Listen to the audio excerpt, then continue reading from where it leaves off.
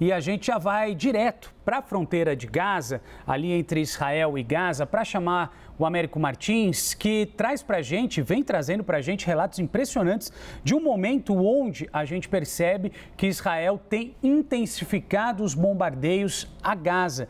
E, Américo, o que a gente pode trazer para quem está acompanhando a gente na CNN neste momento, daí de onde você fala, esses bombardeios, eles seguem ainda numa intensidade mais forte? E diante dessa pergunta também no lindo pôr do sol, né?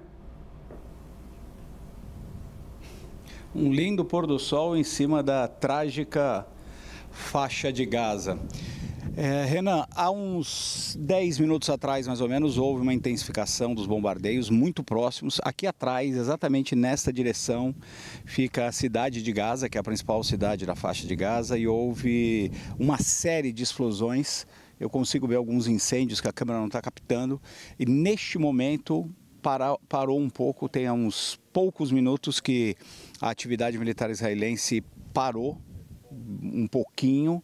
Certamente vai retomar, são 5h35 da tarde por aqui, e a situação é essa, é randômico, né? Em alguns momentos eles identificam os alvos do Hamas, partem com várias bombas, com vários ataques, depois eles recuam um pouco, esperam, e essa tem sido a rotina. Na madrugada, eles, como o próprio governo israelense anunciou, ia ser uma noite de fúria e que o Hamas ia sentir toda a fúria de Israel.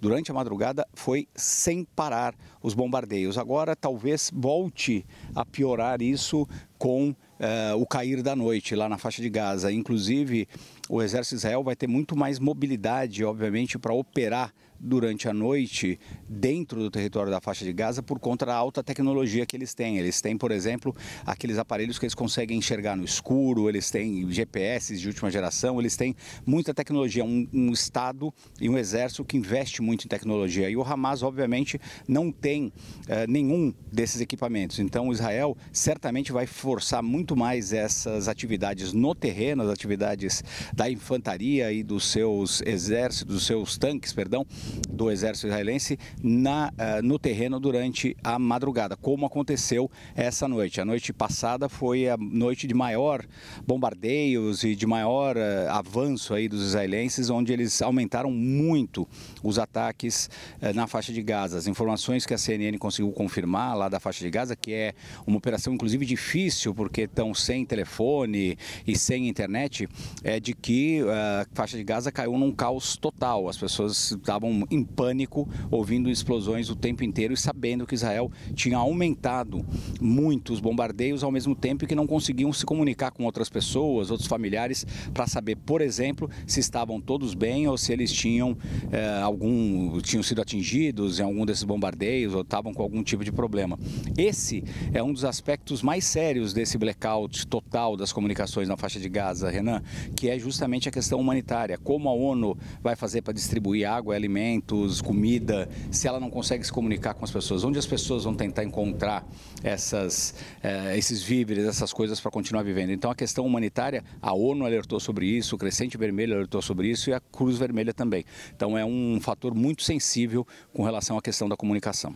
Eu posso imaginar, e a gente vem acompanhando nessa questão humanitária, realmente dessa ajuda tão necessária que precisa chegar de uma forma mais célere e que não vem chegando da maneira que é necessária para atender essa população. Américo, você tocou nesse ponto sensível, né, dessa ajuda humanitária, e ao mesmo tempo eu te pergunto a respeito do que você vem colhendo de relatos, até mesmo das suas apurações, das suas andanças por aí. Israel vem dando ultimatos para que os palestinos saiam dessa região norte de Gaza.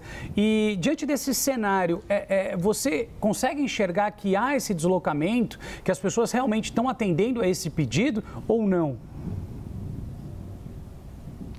Renan, a gente não consegue confirmar isso porque esse pedido foi feito ontem à noite pelas Forças de Defesa de Israel, quando eles renovaram esse pedido para que, essa ordem praticamente, para que as pessoas evacuassem o norte da faixa de Gaza por conta da entrada de tanques e da infantaria no norte do território. Inclusive, nós da imprensa perguntamos ao governo israelense como vocês estão avisando as pessoas. Eles disseram que de várias maneiras, por exemplo, jogando folhetos sobre a faixa de Gaza, pedindo para as pessoas descerem, porque se você não tem comunicação, você não tem internet, muito difícil fazer esse comunicado. Nos dias anteriores, haviam relatos na faixa de Gaza das pessoas voltando do sul para o norte, porque o sul é para onde praticamente todo mundo foi. Pelo menos 1,5 milhão de pessoas de Gaza se deslocaram, elas são deslocadas nesse momento, seja porque perderam suas casas, seja porque estavam com medo e atenderam essa ordem israelense para descer para o sul. Mas a situação no sul é caótica, muita gente, muita aglomeração, as pessoas dormindo em tendas, as pessoas dormindo nos escritórios, nos hospitais e nas escolas da ONU. Então muitos resolveram voltar para casa, falaram, olha, se o caos é geral na faixa de Gaza inteira, é melhor eu ficar na minha casa. Mas de ontem para hoje, quando houve essa renovação do pedido israelense para que os palestinos saíssem do norte, essa ordem, a gente não conseguiu confirmar quantas pessoas foram ou ficaram por conta da dificuldade de comunicação. Essa é uma das coisas dramáticas desse aspecto. Pode até ajudar, no final das contas, a operação israelense, por exemplo, mais bombas voltando agora, a operação israelense, por exemplo, porque dificulta as próprias comunicações do Hamas, que depende, obviamente, de celular, etc., para se comunicar. Mas também causa esse problema dramático na questão humanitária e nas nossas confirmações. As minhas outras andanças que você perguntou, e a população em Israel continua temendo eventuais ações do Hamas. O Hamas conseguiu atingir Tel Aviv ontem à noite com alguns feridos, conseguiu atingir hoje de novo, disparou vários mísseis, continua tendo essa capacidade de atingir o território israelense. Então isso causa um certo pânico na população israelense. E a população palestina, com quem eu consegui conversar na Cisjordânia, onde eu fui ontem, eles estão também muito apavorados porque eles temem retribuição, ou seja, ataques do próprio exército e de colonos israelenses que moram ali ao lado da Cisjordânia, mas também estão com um sentimento muito forte de impotência, como eu relatei, porque eles não conseguem ajudar parentes, amigos e outros palestinos na faixa de Gaza.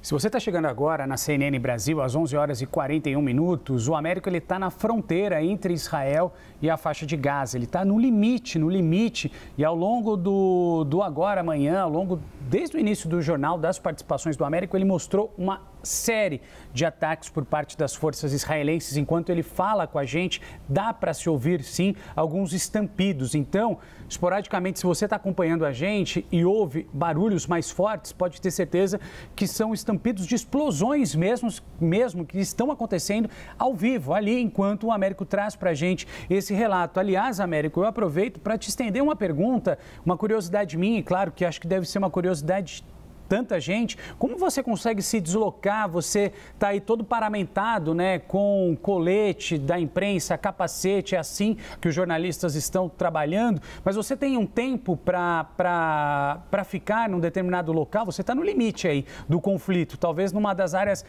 digamos, um pouco mais seguras, mas está ali do lado do fogo cruzado. Como é que você faz para se deslocar? A imprensa, ela trabalha junto nesse momento? Enfim, queria que você trouxesse alguns bastidores dessa que é uma cobertura sensível, extremamente delicada e, claro, muito difícil.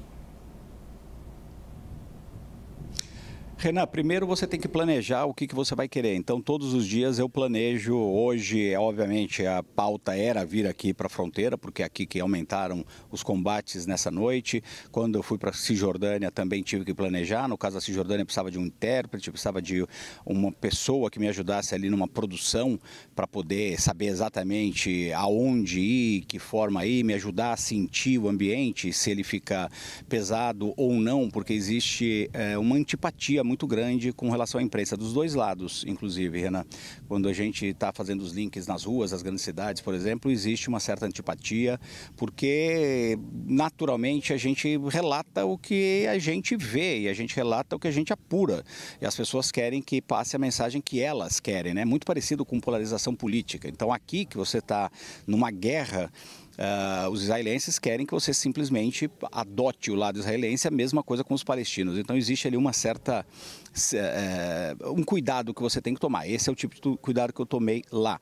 Para vir aqui para Esderó, a gente consegue vir de carro pelas estradas, tem bloqueios, vários bloqueios dos militares israelenses. Você tem que vir acompanhando o tempo inteiro os seus aplicativos sobre risco de bomba e também ouvindo o rádio, porque eles avisam se vai ter alguma coisa. E se você estiver no carro e tiver um aviso desses na área que você tiver, você tem que abandonar o carro imediatamente e jogar-se no chão, porque o que pode causar ferimento é a explosão, os estilhaços, e quanto mais você estiver no chão, menos chance vai ter de te machucar ou te ferir, a não ser, claro, que caia muito perto de você.